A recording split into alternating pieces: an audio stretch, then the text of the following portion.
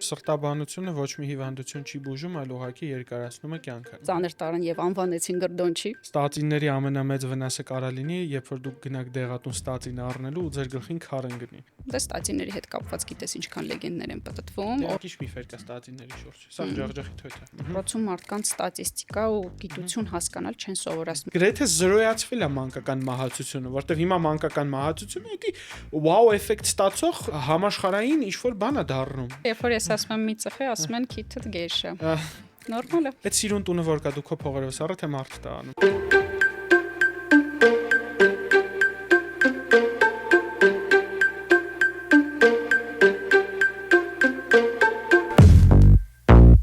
Ողջույն սիրելի հյուրեր, ողջույն սիրելի բարեկամներ, այս գեղեցիկ տոնական օրը, չգիտեմ թե եմ տենց ասում, հունվարի 8-ն է, մենք հիմա նկարում ենք Medcast, ժամը գիշերվա 9-ն է լինում, ես հոգնած տրակած նկարում ենք Medcast, բայց մեր հյուրը շատ հետաքրքիր է ու հուսամ այնպես բաներից խոսանք, որ մեզ նույնպես հետաքրքրի ու դեպի լավը կտանի այս ամեն ինչը։ Մեր հյուրը բժիշկ սրտաբան Վիկտորիա Մելոյանն է, բարև ձեզ բժիշկուհի։ Բարև ձեզ բժիշկ։ Վիկ անուն հայրանով դիմեմ քեզ, դիմում ենք քեզ։ Վիկա։ Չէ, բայց ոնց է անուն հայրանդ։ Երբեք չեն դիմել տենց։ Բայց ոնց է։ Նորայր։ Վիկտորիա Նորայրով։ Yes. Ինձ չեն դիմում կյանքում անուն հայրանով, չեմ սիրում այդ գաղափարը։ Դոկտոր Վիկա։ Հա, ըստ մենք ենք պոպուլիստ, որ ասում ենք մեզ ուղղակի անունով դիմեք, թե ոնց է այդ բանը։ Եվ պրոստը դու տեսել ես քո կուրսի, մեր կուրսից մարդիկ կան, դա անուն հայրանով պաշտոնական բան տեսեք շատ։ Ամեն օր տեսնում եմ։ Հա, ամեն տեսեք շատ բան է, չէ՞, հնչում sense։ Ուղղակի խորթ է այդքան բան։ Եթե իրանց այդ կոմֆորտը ոչ։ Չէ, ես մաքսիմալ դիսկոմֆորտ եմ զգում ինձ։ Որ ինձ տենց են դիմում, ինձ թվում է ես մի 30 տարի ժամանակ ծերացա, որ ասում Դավիթ Սամվելի ջոր, ասում լավելի ախպոր, Դավիթ հիմա չէ։ Ձեր գերազանցություն ուղղակի։ Ես ու Վիկտորիան իրար հետ 7 տարի դիմացել ենք իրար, սովորել ենք մի կուրսում, դաս բառից բուն իմաստով դիմացել ենք, հիմա այսօր խնդրեց, աղաչեց, ասաց խնդրում եմ կանչի քո ոդկասթին ինձ հյուր, ասաց աղաչում եմ մի ճարարական բան, ման ասի լավ արի, չմերժեմ, իսկ եթե լուրջ Վիկան իմ ճանաչած ամենակրեատիվ ուղեղով բժիշկներից մեկն է, ամենալավը ով պատկերացնում է սիրտ ու սիրտանոթային համակարգ, այսօր կխոսանք դրանից։ Վիկ ոնց եղավ որ բժիշկ դառար։ Քո մոտ ոնց ա եղել այդ։ Իմ մոտ ոնց է եղել այդ։ Նո իրականում ընդհանուր առմամբ այդ բժիշկ դառնալու որոշումը ինչքան էլ մի քիչ պաթետիկ հնչի, տենց շատ պարզ ու նաիվ ներքին մղումներից է եկել ու ինքը այն մասին է եղել, որ մարդիկ իրանց այն ամենախոցելի, ամենավնասված, ամենավախվորած պահերին, երբ որ օրգանիզմը ֆեյլ է անում, իրանց մենակ չզգան։ Իրանց կողքը լինի մարդ, առաջին հերթին մարդ, որովհետև այդ պահերին հենց չի որ իրանք մենակ մասնագիտական կարծիքի կարիք ունեն, հա։ Իրանք կարիք ունեն մեկի, ով ներկա լինի, իրանք նկատված կան իրանց ու իրանց նկատի որպես մի ամբողջական մարդ, ոչ թե դիագնոզ, ոչ թե կլինիկական դեպք, ու սովորաբար այդ հիվանդ ժամանակները հենց իրանց այն ամենախոցելի ժամանակներն են։ Իմ համար կարևոր էր դառնալ այն մարդը առաջին հերթին ու հետո նաև այն մասնագետը, ով որ այդ պահերին ներկա է ու աջակցում է։ Երևի տենց ընդհանուր առմամբ բժիշկ դառնալիս սրտաբանություն մի քիչ արդեն ավելի ուրիշ հարցեր։ Ինչ հարցեր որ։ Այն հարցներ, որ սրտաբանությունը ինքը շատ բազմաշերտ է ու բազմաճյուղ է սրտաբանության մեջ։ 4 խորոչից բացի ու ինչեր ունի, չէ։ Իրականում այնտեղ գիտես դիագնոստիկա էլիքը հնարավորություն կա, ինվազիա կա կանխարգելիչ սրտաբանություն, կա արիթմոլոգիա, կա վերջի ինտենսիվ սրտաբանություն։ Ու կա sense գաղափար, որ սրտաբանությունը ոչ մի հիվանդություն չի բուժում, այլ ուղղակի երկարացնում է կյանքը։ Ճիշտ համաձայն ես գաղափարը։ Իսկ կներեք, որ ուղղությունն է, որ բուժում է, չուր է անում։ Ինչ ասեմ, Մեծ հաշվով ինֆեկցիոն հիվանդություններից բացի, որ հիվանդություններն են, որ անհետևանք մի անգամ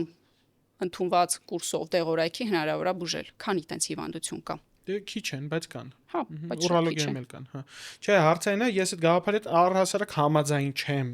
Ես պրոստը քեզ եմ ասում, դու ինչ կարծիք ունես այդ գաղափարի հետ, որովհետև օրինակ մարդիկ ասում են, դե ինչ սրտաբանություն, ասում են, սրտաբանները ոչ մեկի սաղի կյանքը երկարացնում են ու վсё։ Ընդամենը, այսինքն չեն բուժում բուն հիվանդություն, օրինակ շատերի կողմից, բախի ինչ է, մա ճնշումը չեն կարող բուժեն, խիպտի մարդը սաղ կյանք դեղ խմի, ասում եմ, բայց սաղ կյանք դեղ խմելը ինքը ճնշում բուժել է։ Այսինքն ճնշումը ոչ մեկ չի այդ գաղափարի հետ չի գալիս որ եթե ճնշումը բուն պատճառ չունի, մենք գիտենք 80% դեպքերում մենք չգիտենք այդ մարդու ճնշումը։ Դաժե ավել դեպքերում չգիտենք այդ մարդու ճնշումը ինչի է բարձր։ Բազմագործոն է։ Հա։ Ուղղակի չենք կարողանում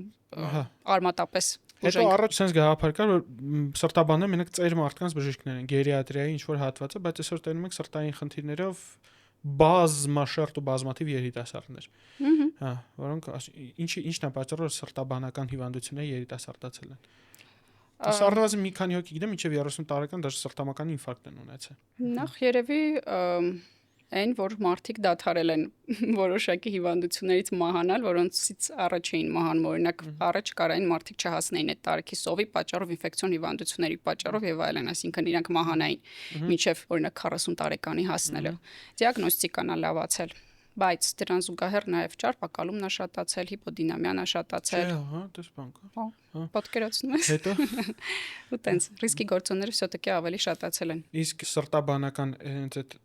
տեսանկյունից որ նայում ես, ռիսկի գործոնների երիտասարդների այս վերջերս ինչ-որ բաներ հրապարակված, որ դեռահասների, դպրոցականների շրջանում արդեն իսկ զարգերական հիպերտենզիայի բաներ կա։ Դրան էլի նորից երեխեքի շրջանում ճարպակալումն է ահագին նպաստում։ Ինքը տենց շատ մեծ թափերով տարեկան աճում է, հենց երեխեքի շրջանում։ Դուք երեխուն կանֆետ տալիս ես։ Տալիս եմ։ Մենք զրկանքների չենք ենթարկում մեր երեխային։ Հասկացա։ Բայց ինքը կարա ընտրի սեղանին դրված գազարը, որովհետև իր մոտ առողջ սննդային սովորություններ են։ Ուղղակի այդ պահին ինքը հենաուզ։ Այ կինդերծովիկ եմ տալին, sense բրինձով սուպիկ եմ ուզում, տորօրինակ երեխան որ դուց եկավ բրինձով սուպիկը ո՞րն է կինդեր եմ տալի։ Այ որ զրկանքների ենթարկեր իրան, ինքը կմտածեր որ դա արգելված, ինչքան լավ բան է ու պետքա ձգտել արգելված։ Հա, հենց դրանից է որ ինքը հա դրա հետ զուգահեռ կարող է ընտրի նաև սննդային առողջ սովորություններ։ Լավ, արի հենց անցնենք բունս սրտաբանությանը։ Այն մի հատ շատ խնդալու ստորի ուներ, որ ինձ շատ էր այդպես բացել, ասում ես ստատինների ամենամեծ վնասը կարա լինի, երբ որ դուք գնաք դեղատուն ստատին առնելու ու ձեր գլխին քարն գնի։ Դա ավելի հավանական է, քան ստատիններից կողմնակի էֆեկտներ կլինեն։ Բայց բժիշկները խոսում են ստատինների մասին, ես մի անգամ TED Talk-ը երևի դու ելես նաև, որ ասում էր ստատիններից 300 հիվանդից մեկին է օգնում ստատինները։ Խոսանք արի իրար հետ ստատինների մասին առաջի հերթին։ Ինչ է ստատինները, երբ են կիրառվում ու ոնց պետք է անել դա։ Իմ ամենասիրած թեմաներից խոլեստերինի էնտուզիաստ։ Կստացի օրինակ նաև խոսանք նրանց, օրինակ ես ավել քաշ ունեմ, արդեն ես եւ հաղորդումը դուրս գալուց արդեն չեմ էլ ունենա, հա, բայց օրինակ իմ խոլեստերինը երբեք շեղված չի եղել։ Միշտ իդեալական թվերի վրա եղել։ Ու մոտ իդեալական։ Ես ավել քաշ չունեմ, իսկ իմ խոլեստերինը մի քիչ շեղված է։ Դա արի այդ դրանից է խոսանք։ Խոլեստերինը մի նյութ է, որ շատ կարևոր է մեր օրգանիզմում, ինքը մասնակցում է տարբեր, հա, չգիտեմ, դեռ բջջաթաղանթի սինթեզին, նյարդային համակարգ եւ այլն են, որ ասում են, ուղեղը այսքան տոկոսով կազմված է խոլեստերինի ճարպից եւ այլն։ Շատ կարևոր նյութ է, բայց ու ինքը խոլեստերին ունի, ոնց գիտես, տեսակներ, այն որ ասում են լավ, վատ եւ այլն, մի խոսքով ինչ որ ճարպային մասաներ են, որոնք որ կպած են սպիտակուցի ու ճամփորդում են լյարդից տանում են մի մասը դեպի ծայրամասային օրգաններ, ուղեղ, մկան եւ այլն ու հետ են բերում են մնացորդները, որ նորից վերամշակվի կոպիտ ասած։ Այդ ընթացքում պայմանավորված մեր ժառանգականությամբ, պայմանավորված մեր նյութափոխանակությամբ, պայմանավորված մեր տարբեր ինչ որ հարցերով, բայց հիմնական այդ երկուսով իրանց մեջ կարա լինի որոշակի հա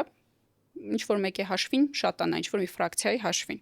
Օրինակ այդ CXL-ը կոչվածը ցածրխտության լիպոպրոտեինը շատանա։ Դիցուք թող դա լինի ժառանգականության հաշվին։ Երբ որ ինքը շատանում է, ու մեր անոթների պատերը, որոնք ի սկզբանե բնածին ժամանակվային սկսած իրանք իդեալական հարթ են, հաշվենք հա հայելանման ու կյանքի ընթացքում ենք մի քիչ այդքան էլ լավ չենք հոգ տանում իրանց մասին, սկսում ենք օրինակ օրական 2-3 տուփ ծխել, մենք այդ այն դոթել են իդեալական պատը։ Մի քիչ միկրո վնասվածքներ են առաջանում, ինքը հրաշալի թիրախային տեղ ալնում, որ այն մեր մի քիչ բարձրացած վատ խոլեստերինը գա սիրունը տեղ կպնի, առաջացնի բորբոքում, հա, բորբոքում առաջացնի բորբոքման վրա գան լիքը ուրիշ բջիջներ, փորձեն մաքրել, ոչինչ իրանց մոտ չստացվի ու այդպես տենց շատանա, մինչև որ առաջանա այդ բլյաշկակոչված ու փակի անոթի լուսանցքը։ Ու այդ գործընթացում կարևոր է ոչ միայն այն ստանդարտ, որ մենք ստուգում ենք այն 4 տեսակ խոլեստերինը, ընդհանուրը տրիգլիցերիդ CXL-ը, կան նաև ինչ որ չէ, կան նաև ուրիշ այն լիպոպրոտեինան, որը բացառապես ժառանգականությամբ է ու այս վերջերս ինքը քիչ ակտուալ է դառնում ինձ իր անալիզը խորտ տալու համար շատ մարդիկ կային, որ ծանր տարան եւ անվանեցին գրդոնչի։ Մի խոսքով օրեցօր ինչ որ նոր մարկերներ են, հա, հայտնաբերվում, որոնք որ այդ process-ին, աթերոսկլերոզին, որը որ բորբոքային process է, հա, նպաստում են այդ կլինի, չգիտեմ, այն մեր CRP-ն, CXL-ն ու տենց լիքը մարկերներ։ Հիմա մեր այս ստատինների ամբողջ նպատակը հոմոցիստեինը անկեղծ ասած դու սիրում ես, ես չեմ սիրում։ Ես ստուգած չկամ հոմոցիստեին։ Ինքը շատ լավ մարկեր է այդ էնդոթելի վնասման համար։ Ինչ ես անում հոմոցիստեինը, երբ որ ստուգում ես հետո։ Եթե ինքը շատ բարձր է, այսինքն մենք ունենք Ինչքան է շատ բարձր։ Դու 40, 50, ես չեմ ասում 15-ից 17, 18, ես սկսում եմ իրան այդ ֆոլատային ցիկլի վրա ազդելու, այսինքն B վիտամիններ տալով ինքը լավ սկսում է իջնել։ Ինքը շատ լավ ենթարկվում է թերապիայի։ Եվ մի հատ հարց, երբ որ ինքը սկսում է իջնել, հետազոտությունները ցույց են տվել, որ մեկը սրտանոթային միջադեպերի ելքերի վրա առանձնապես է չի Ես ազդում։ դա հասկանում եմ սրտանոթային ռիսկերի վրա չի ազդում, բայց կարող է արդեն իսկ ձևավորվածով չի ազդում, բայց չի թողում ձևավորվեն այլ։ Ու մենք չգիտենք այդ հոմոցիստեին իջած մարդկանց մոտ սրտանոթային պատահարներ եղել են թե չէ, կամ կլինեին թե չէ, եթե իրենք չիջացնեինք։ Տեսականորեն հիպոթետիկ։ Դե հիպոթետիկ է։ Չէ, մի քիչ սրտաբանության, հիմիկվա սրտաբանության մեջ ինքը Ուրոլոգիայում այստեղ։ Okay։ Էնդոթելիալ դիսֆունկցիա է, բժշկ ուրոլոգիայում։ Էնդոթելիալ դիսֆունկցիան մի հատ այտենց անալոգիչնի բառ կա, կոչվում է էրեկտիլ դիսֆունկցիա, որի հիմքում էնդոթելիալ դիսֆունկցիան է։ Ու հենց այդ հիվանդներն են առաջի թիրախը։ Չի կարա լինի 40-նոց մարդ, ով որ ունենա էրեկտիլ դիսֆունկցիա ու իրան բացառապես մենք նույնիսկ մեր գայդլայնում տեղ ունենք սրտային ռիսկերը էրեկտիլ դիսֆունկցիայի գնահատման համար։ Իսկ մենք ունենք էրեկտիլ դիսֆունկցիայի տեսակներ ձևեր, որոնք հանձնվում են մարկեր արդեն սրտային անբավարարության ունենակ ախտորոշման կամ սրտային ալխանթիների ախտորոշման համար։ 40-ից բարձր լյուբո էրեկտիլ դիսֆունկցիա օրինակ իմ հիվանդները անցնում են կարդիոլոգի խորհրդատվություն սրտի բնականում մեր ոլորտում ուղղակի հոմոցիստեինը արդեն են իր դիրքերը այդքան ամուր վերևներում չի։ Բարձրա ասում ես, որ օքեյ, անկախ ռիսկի գործոն ունես, բանջարեղեն շատ կեր, միրգ բանջարեղեն։ Հա, ինչա ստատինների իմաստը։ Ստատինները մենակ CXL-ի թիվ մեխանիկորեն իջացնող չեն, իրանք լիքը ուրիշ լավ էֆեկտներ ունեն, այսինքն եթե դիցուկ մենք կարանք սխտոր ուտելով CXL-ի թիվ իջացնենք, հա, կան տենց հետազոտություններ են, որ ասում են այնքան են դրա վրա սեղմել ճնշում գործադրել, որ արել են այդ հետազոտությունները ու տեսել են հա իջացնումը, բայց այստեղ խնդիրը լավ է իջացնում թե չէ, չափավոր որոշակիորեն խնդիրն այնա, որ ստատինն ազդում է ելքերի վրա, այսինքն մահացության, հիվանդացության վրա, սխտորը չի ազդում, օմեգա 3-ը չի ազդում, խոսքային դեղատնային, կարմիր բրինձը չի ազդում, թուրմերը չեն ազդում, չեն։ Այսինքն եթե կա նպատակը միշտ այստեղ ես միշտ ասում եմ, որ ոչ թե այդ մարդու անալիզի թիվն ենք բուժում ենք այդ մարդու ելքերը, այդ մարդու պրոգնոզը։ Դրա վրա ազդում է դրական ստատինը։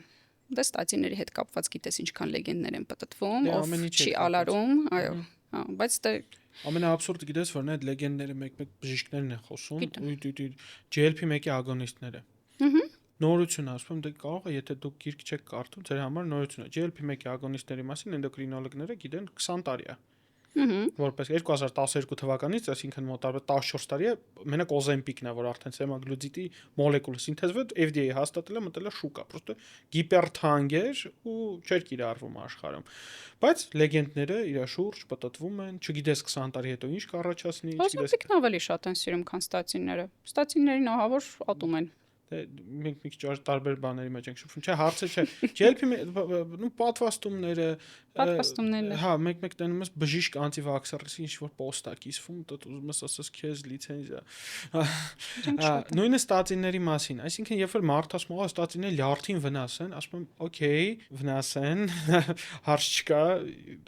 դիցուկ վնաս են, վիկա, դիցուկ վնաս են։ Ասում եմ, բա այդ մարդու խոսքի աթերոգենության գործը, ասում եմ, բա թող նիհարի քիշնի ու դու հասկանում ես որ այդ մարդը ընդհանրապես գաղափար չունի թե հետո մետաբոլիզմը ոնց է իրականացվում մարդու օրգանիզմում այդ վատ է որ այդ գոլեգաները շարունակում են աշխատել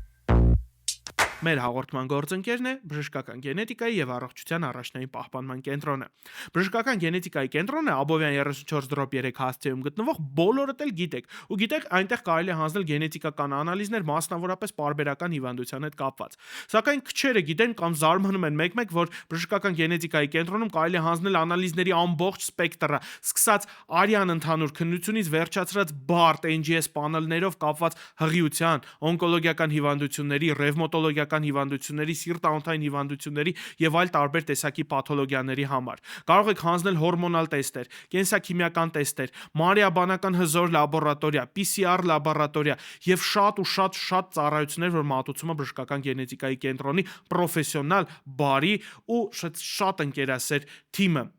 Մանրամասների համար կարող եք զանգահարել 015 800 800 հեռախոսահամարով կամ այցելել cmg.am կայք։ Իդեպ բժշկական գենետիկայի կենտրոնը անցել է ISO հավաստագրումը։ Դե ինչ սիրելիներս, այցելեք մեր մոտ ու առողջ եղեք։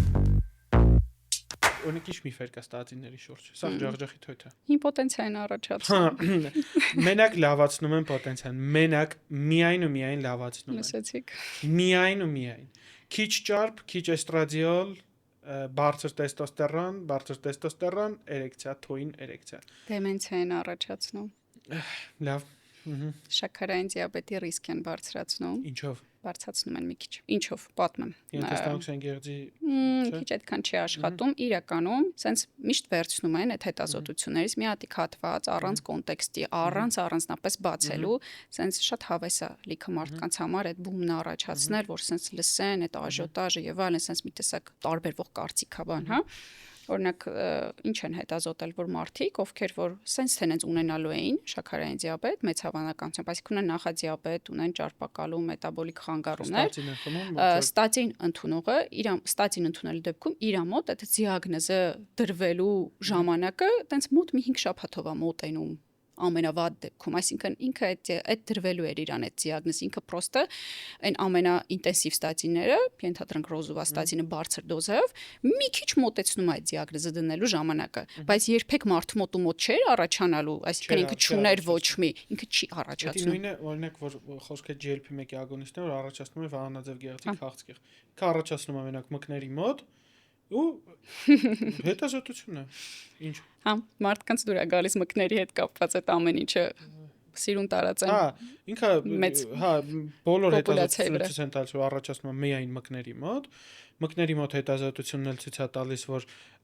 մարդկանց մոտ ռիսկ կա Այնակ են մարդկանց մոտ ովքեր ունեն լուրջ ընտանեկան անամնեզ կամ մեն երկու այդ համախտանիշը բազմակի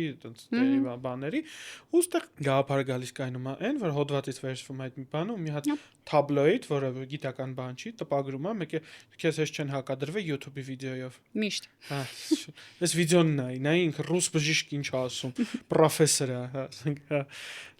իրականում ինձ թվում է այդ խնդիրը տենց շատ խորքային է ավելի շատ տենց մարդիկ ինչ որ համոզմունք են որ ունենում իրանք խնդիր ունեն չեն կարող վիճարկեն այդ համոզմունքները այդ բժիշկների շրջանում էլ է շատ տարածված ինքն ունի այդ համոզմունքը ինքը խիստ վստահ է դրա իրավացիության վրա ու չի վիճարկում ոչ մի ձև եթե իրանք ավելի ճկուն լինեն շատ դժվար է իրական մարդուն որ բժշկական գիտելիքներ չունի այդ ռիսերչ անելու ունակություններ չունի այն ճիշտը սխալից տարբերելը եւ այլն հա բայց ես խոսքը չի գնում հասարակ մարդուն խոսքը գնում է բժշկի մասին խոսքը գնում է քո գոլեգայի մասին որ քո կողքի կաբինետում իմ գոլեգաները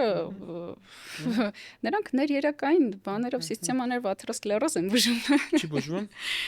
բայց նայ արի մի հատ լագիչնի մտածենք հեղուկը գնում է դա կանալիզացիա չի դա կանալիզացիա չի այդ չի աշխատում բանի բայց մարդիկ հավատում են ու երբ որ դու դրան հակադրվում ես ու դրա մասին պատմում ես ոնց ասեմ դու ավելի շատ ատելության խոսք ես ստանում քան այն ինչը որ իրանք ես նայել եմ ես մտել նայել եմ մեկնաբանությունները ընդ որում որ չեն էլ հասցրել հələ ջնջեն կամ բանանեն մի հատ ծուր խոսք չկա հələ ես խոսեմ ասեմ որ օրինակ ինչ որ ստորիով կամ բան ոնց է ստացվում հայտնվում է օրինակ այդ կլինիկայի կամ այդ բադը ստեղծողը հետո իր բարեկամները զանգեր նամակներ սպառնալիքներ դա դառնում է մի հատ պատմություն մի երկու անգամ փորձել եմ այլ աշխատում եմ չգիտեմ տենց պատմություններ ասում լուիս տարածելը բան է հետո մարդիկ սկսում են օրինակ նայ պատվաստումների մասին երբ որ խոսքը գնում է շատ տենց լավ վակցինացիայի մասին խոսք գնում ասում ժողովուրդ ջան վակցինացիայի էֆեկտը հասկանալու համար ընդհանրապես պետք է նայել երեխեքը այնվաղ մեռնում են հիմա չեն մեռնում ասում ուրիշ բան չկա նայելու ուրիշ թվաբանություն էլ չկա նայ ես առաջ մինչև 5 տարեկան երեխեքի մահացությունը ու հիմա ես նայում այդ մահացությունը իրանք տենց ռադիկալ չէ, իրենք դից գրեթե զրոյացվել է մանկական մահացությունը, որտեվ հիմա մանկական մահացությունը էդի վաու էֆեկտ ստացող համաշխարհային ինչ որ բան է դառնում, արի ճիշտ է խոսան։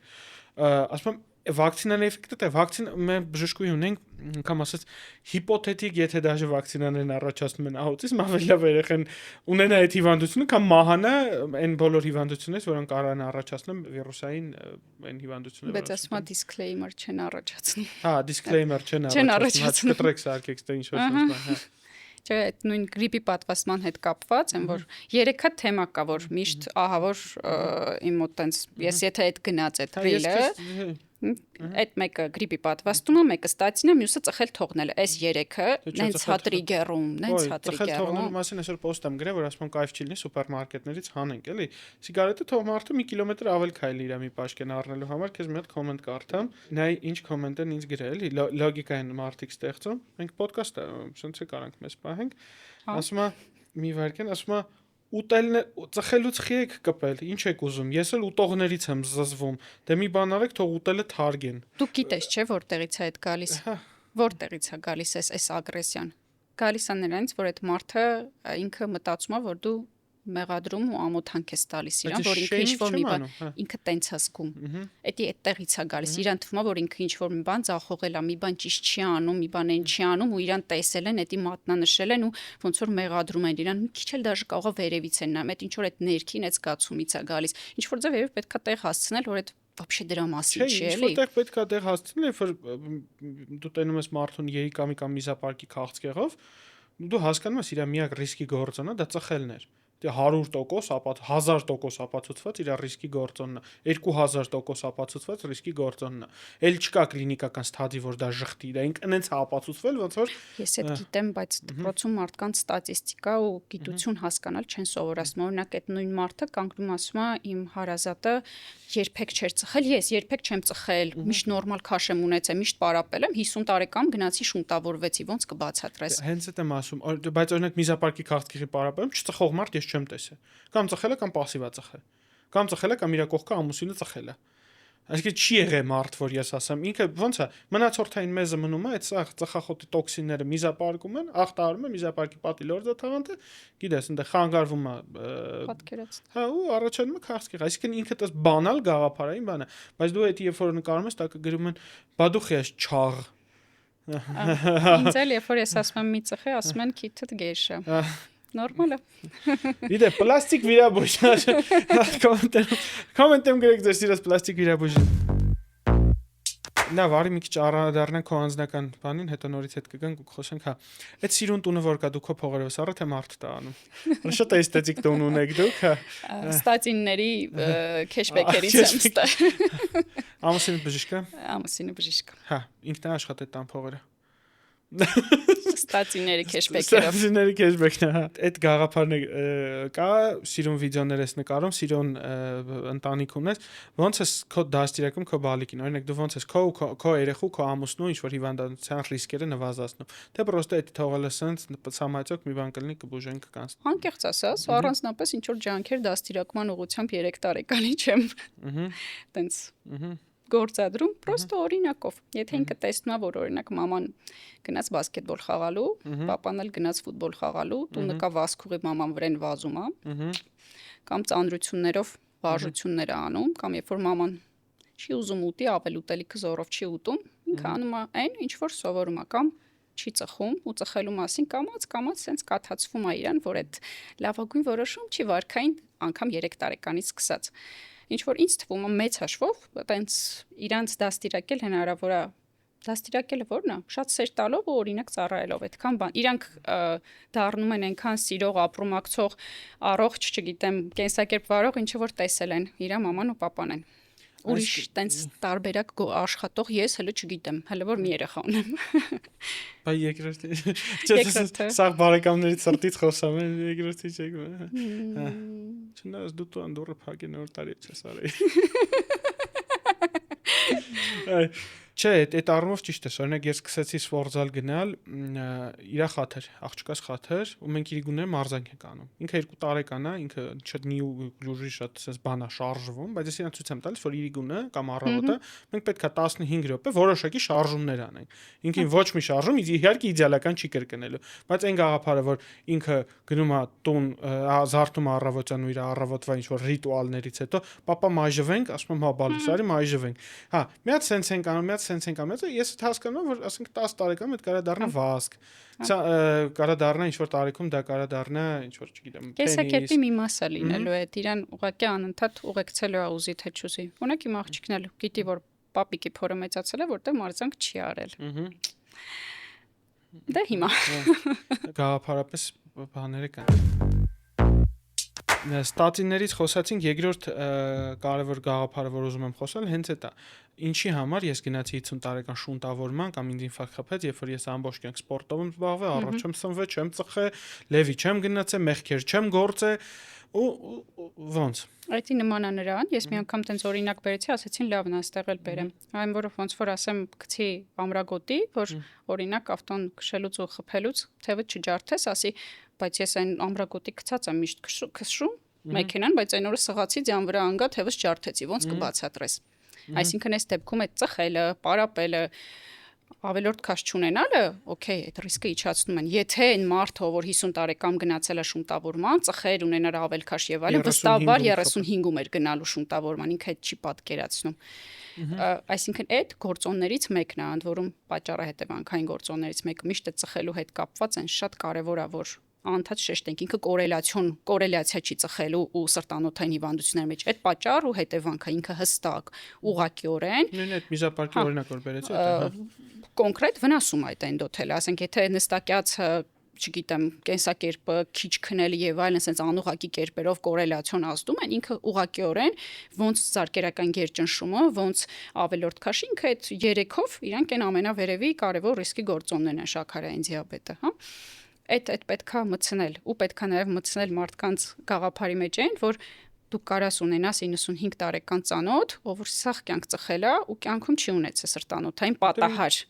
որտեղ ինքը ունեցել է ընտիր գեներ, որը 1000-ից մեկը հանդիպում, ինքը տարբերվող кейս է եղել, դու իրան հիշում ես, բայց դու չես հիշում այն բոլոր։ Իր բոլոր դասարանցիներին, որ 50 տարեկանում չկան, օրինակ, ծխել են այդքան։ Մենք չգիտենք էլի, մեզ տենց լոտարիայով ինչ գեներ են բաժին հասել, նենց չի որ բոլորը գնում են ու հետո մարդիկ որ ասում են գեներ, ասում են մեր գենում տես բան չկա, ասում դու ինչքան գիտես քո նախնիներին։ Դու ինչքան ես հասել ես 17-րդ դար, 16-րդ դար։ Մի քիչ փորում ես, տեսնում ես, որ ինքը ունի հոպարի աղջիկով, որ 40 տարեկանում հանկարծ մահ ա եղել։ Ես իմ երբ չեն էլ իմացել ինչ։ Գենետիկայի տեսանկյունից իր հոպարի աղջիկը ընդամենը մի հատ այս գծիկ էս կողմը, հա։ Շատ մոտիկ է։ Հենց այդ է, որովհետև մեր գենը, այտենց խնդիր չկա, բան չկա, այդ գաղափարները կան։ Զարգերակային հիպերտենզիային էլ են այտենց վերաբերում։ Ես մարդիկ կան, որ ասում են, ես ճնշում ունեմ, ասում եմ դու պետք է ճնշման դեղերը խմես։ Բա ուրիշ տարբերակ չկա, ասում եմ, չէ, ցավոտ ամ, ուրիշ տարբերակ չկա։ Դու պետք է համակերպվես, որ դու պետք է այդ օրը քո, չգիտեմ, օրական այդ քո միլիզինոպրիլը պետք է խմես ու տնից դուրս գաս։ Դու ինչ կասես այս առումով։ Ես այն կասեմ, որ մարդկանց համար շատ բարդ է ընդունել, որ իրանք ունեն քրոնիկ առողջական խնդիր, ու մինչև կյանքի վերջ պիտի խմեն դեղ, անգամ մի հատ։ Այդ շատ դժվար գիտակցում է։ Ինչքան էլ որ մեզ կթվա, մենք ուղղակի տենց ամեն օր շատ մարդկանց ենք տեսում, շատ кейսեր ենք տեսնում, ենք մարդկանց որպես кейս նայել ու մտածում ենք, լավ, ինչ կա, այն մարդը 7 հատ դեղ խմում է, ամեն ինչ օքա, ինչի էս մարդը չի ուզում մի դեղ խմի, բայց այդ մի դեղը խմելը ամեն օր նշանակում որ ինքը ամեն օր հիշելով որ ինքը հիվանդ է ու ունի դեֆեկտ է որ է իրան զգալու ու այդ օքա իրան ժամանակ է պետք տալ հասկանալու համար որ ինքը մինչև կյանքի վերջ դրա կարիքն ունենալով, որտեվ հələ հիմիկվա բժշկագիտության պայմաններում մենք տենց լիովին այդ հարցը լուծելու տարբերակ չենք գտել։ Հենց որ կգտնենք, չգիտեմ, օրինակ լազերային վիրահատությունը չկար կարճատեսության շտկման, մարդիկ դնում էին ակնոց։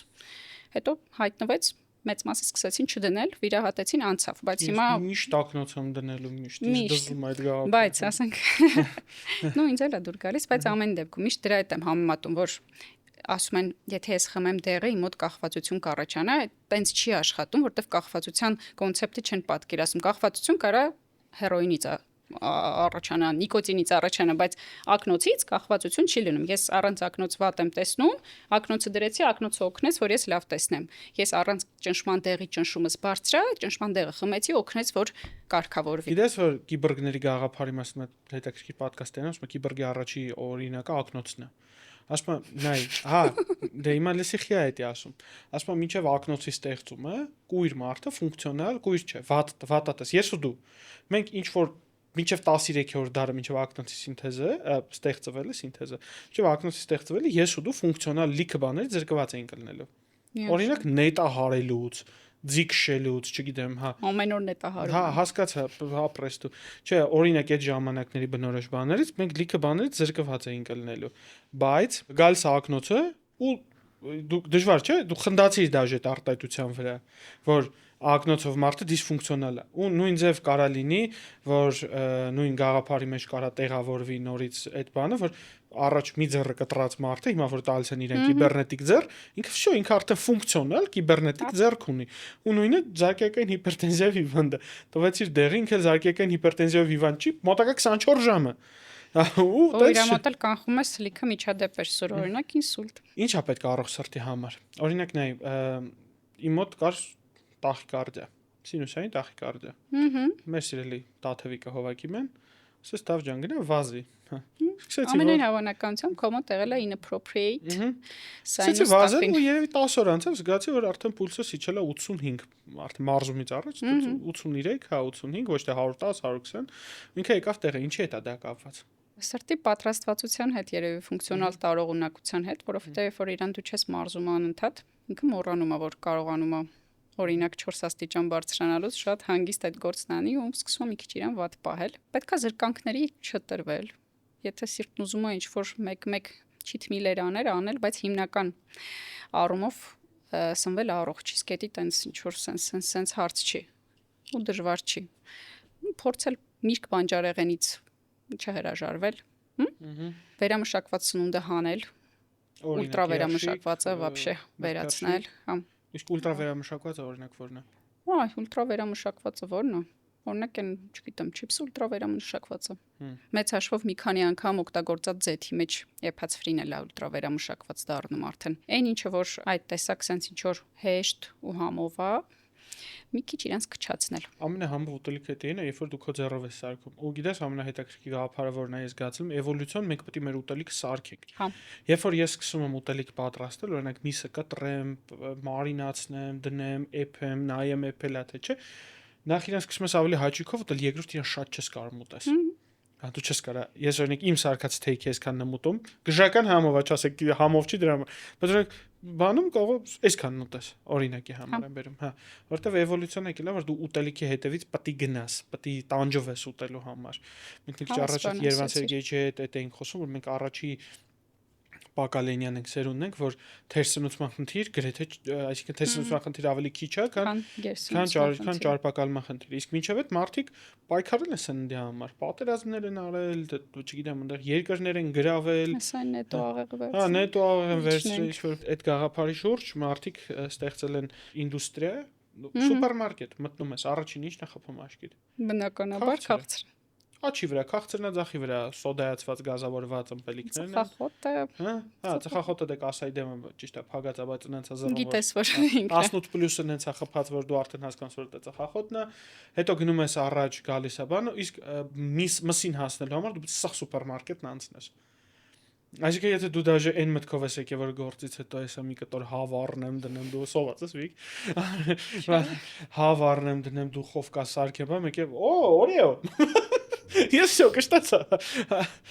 հենց դա գաղափարը որ ամեն ինչ ստեղծված է ինդուստրիան աշխատում անես որ դու հեշտ ծննդին ավելի հեշտ մոտիկանաս շատ շարժվել շատ քիչ ենք շարժվում ու նպատակային շարժվել դաժան նպատակ շարժվել բայց շարժվել հա Դեռ հետազոտություն կա, որ ասում է օֆիսային աշխատողները, ովքեր որ գոնե այդ իրանց նստած ընթացքում, չգիտեմ, վեր են կենում, մի քիչ քայլում են, իրանց մոտ սրտանոթային մահացությունը նշանակալի ավելի ցածր է, քան այն երկար ժամանակ նստած ու մենակ զուգարանի համար քայլող օֆիսային աշխատողներից։ Лучший работник месяца зато։ Վիկ, երեք գիրք որ խորհուրդ կտաս կարդան մեր հետևորդները։ Դու կարդացած աղջիկս լավ այդ մեկը չեմ Վստահ կարող ես։ շղթեմ, հա։ Այդ պորտուգալացի հրաշալի տենց Ֆերնանդո Պեսոա կա, կարելի է իր Քրիստիանո պոեմները։ Ռոնալդոյի էսը Չէ, սիրելիս։ Ֆերնանդո Նունես, հա։ Իր Պեպե։ պոեմները։ Ես տենց առանձնապես պոեզիայի սիրար չեմ, բայց ինքը շատ սենց սիրուն ու սերուցքային է Ինչ էր գրում։ անունը? Ֆերնանդո Պեսոան։ Ֆերնանդո Պեսոա։ Հետո պրոստը այն գրքերը, որոնք վերջերս տպավորվել են։ Այս վերջերս էի կարդացել, ու լավ ամիսներ առաջ Լապվոնան Օտեսա Մոշվեգի։ Ինքը տենց կիսախորվատ, կիսա պարսիկա, շատ զզվելի վեպ է, բայց նենց character development-ա գնում մեջը, որ եթե պատրաստ եք դուք դրան, այնտեղ ամեն ինչ կատարվում է, ամեն ինչ ինչ որ ձեր մտքով կանցնի, բայց ֆանտաստիկ է գրած։ Ու կարելի է վերջինը հրյա Իսակ Բաշևի Զինգերի Շոշան, չքնաղ գիրքը այն հոլոկոստի ինչև սկսել է, ինչ որ տենց սիրային պատմություն է, բայց ինչ սիրային պատմություն է։ Մաստերը Մարգարիտա փոքրիկ իշխան ու Աստվածաշունչ։ Դե ամենաթոփ 3 ամենահնչեղ անունները։ Կարծում ես էս այդ կասեի։ Օրինակ որ մեկ ասում են Մաստերը Մարգարիտան, ու քիչ մարդ ա եղել, որ ինձ ասել է իր սիրած գիրքը Մաստերը Մարգարիտանից հասկացել ու ինքը կարդացել է։ Երբ որ մարդ ասում է ես Մաստերը Մարգարիտ, իմ սիրած գրքերից մեկն է, ես չեմ կարող շղթեմ։ Բայց ես արժե զրկի տենց ասողներին։ Չէ, բայց երբ որ մարդիկ ասում են Մաստերը, ես իրան գիտես խեմ սիրում, ինքը իմ համար ժամանցային ամենակայֆ գրքերից մեկն է։ Okay։ Ինքը ժամանց է։ Ինքը Բուլգակովի Լյուբոյ ստեղծագործությունը, հա ինչ որ գաղափար ունի մտածելու տեղը, տենց Ստրաժի գալակտիկին է ունի։ Բայց ինքը ժամանց է, կայֆ, ֆանտաստիկ ժամանց է։ Մենակ դու կարայիր այդ երկուսը համեմատեիր իրար հետ։ Դե սիրելիներս, այսօրվա մեր հյուրը կարդիոլաբ, գաստրո, կլինիկի եւ ռեբալանսի, ինչպես նաեւ ֆուտբոլի աշխարհի FIFA-ի, UEFA-ի գլխավոր սրտաբան, ինչ Ֆորմուլա 1։ Ֆորմուլա 1, NBA, NHL, բանը ենոտների միջազգային պաշտպանության, ինչպես նաև կապույտ, հա, ոզնիների փշահանման ասոցիացիայի գլխավոր սրտաբան Վիկտորիա Մելոյանն էր։ Հաջող։ Ստեսություն Դավիթ, շնորհակալություն։